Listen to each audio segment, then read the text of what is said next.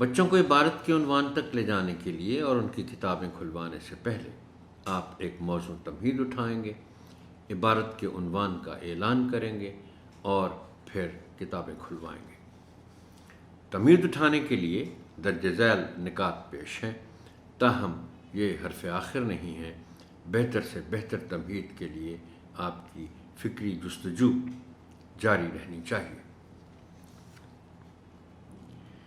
درج ذیل سوالات کی مدد سے تمہید اٹھائیں۔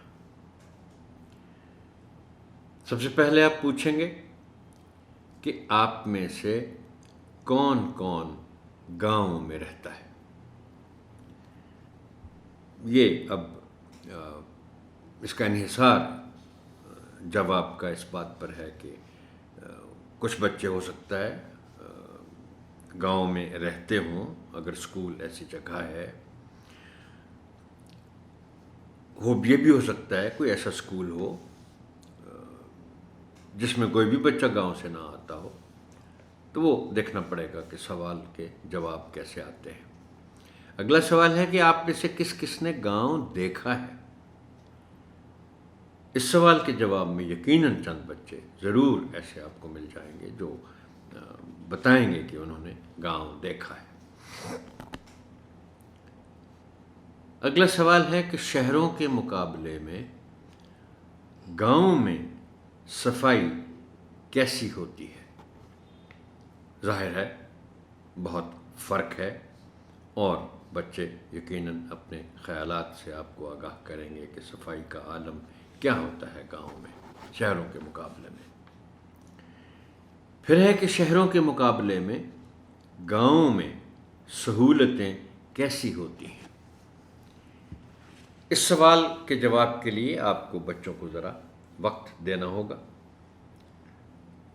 اور اگر کسی نے گاؤں نہیں بھی دیکھا اور اگر کوئی گاؤں میں نہیں بھی رہتا، تو وہ جواب کے طور پر ضرور کچھ ایسی باتیں آپ کو بتائیں گے کہ سہولتیں کیسی ہوتی ہیں۔ اب اس میں جو ایک کلیدی جملہ آپ ان کی مدد کے لیے بول سکتے ہیں وہ یہ ہے کہ سہولتوں کے نام لینے کو چھوڑیں، وہ جو کلیدی جملہ ہے وہ یہ ہے کہ گاؤں کے لوگوں کو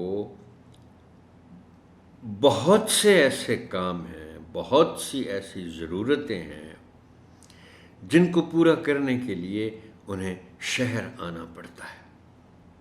زیادہ تر کام ان کے ایسے ہیں جن کے لیے ان کو شہر آنا پڑتا ہے، چاہے وہ طبی ضروریات ہوں، چاہے کوئی خرید و فروخت کے معاملات ہوں، اشیاء کے خریدنے کی بات ہو، تو ان کو شہر آنا پڑتا ہے۔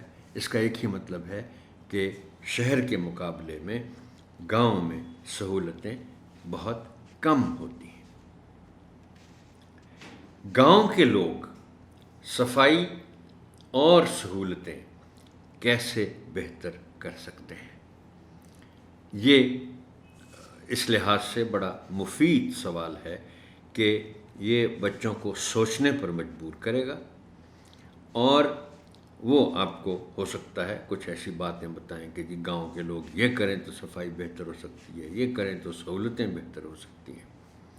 اور یہ چونکہ آخری سوال ہے جس کی مدد سے آپ نے بچوں کو باب کے عنوان تک لے جانا ہے، تو اس سوال کے جواب میں آپ بچوں سے بہت سی باتیں اخذ کروا سکتے ہیں۔